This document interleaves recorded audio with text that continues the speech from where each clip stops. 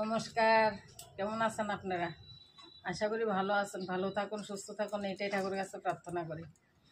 ঘুম থেকে আমরা সকাল সকাল উঠে আমরা প্রথম কাজ চা টিফিন খাওয়া, তারপরে কি রান্না করব না ওইটা নিয়ে ব্যস্ত হয়ে পড়ে। তাই আপনারা কে কী রান্না করবেন আমি তো জানি না।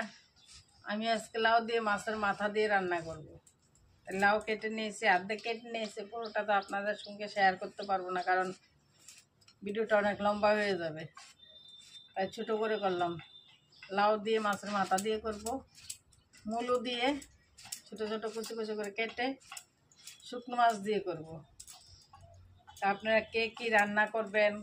সত্যি কথা বলতে কি, সকালবেলায় রান্নাটা নিয়ে খুব মাথা ঘামানো হয়, কারণ আজকে কি রান্না করব, ঘরে কিছুই নেই, কারোর কিছুই নেই। অনেক সময় থাকলেও বলা হয় কিছু নেই, কারণ মাছটা না থাকলে মনে কিছুই থাকে না যে কি রান্না করব।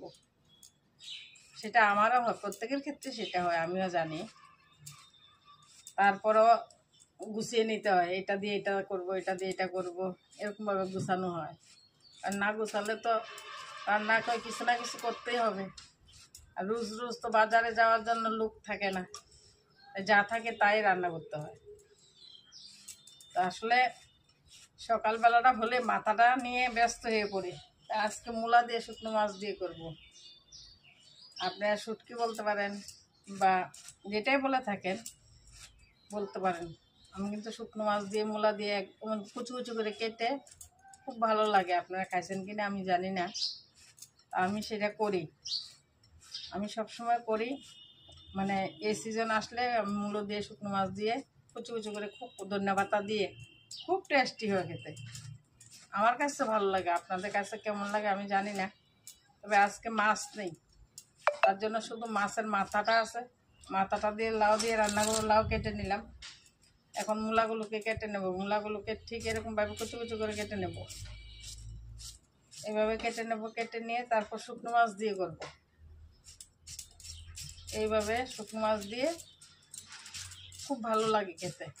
একদিন খেয়ে দেখবেন আপনারা, সত্যি খুব ভালো লাগে, অসাধারণ লাগে। এরকমভাবে কাটলে পরে শুকনো মাছ দিয়ে যারা ভালোবাসেন আর কি শুকনো মাছ, তারা খেতে পারেন।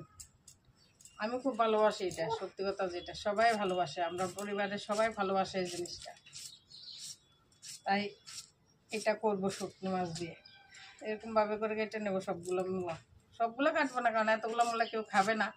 যদি এগুলো রান্না করলে একটু ক্ষুদ্র হয়ে যায়, অতগুলো কাটলে পরে এতটুকু হয়ে যায় মজে। তারপরও অল্প করে করবো, অল্প জিনিসের স্বাদ ভালো থাকে। অল্প জিনিস আপনারা কে কী রান্না করেন কমেন্ট করে বলবেন। ধন্যবাদ সবাইকে, ভালো থাকবেন, সুস্থ থাকবেন এই কামনা করে ভিডিওটা এখানে শেষ করলাম।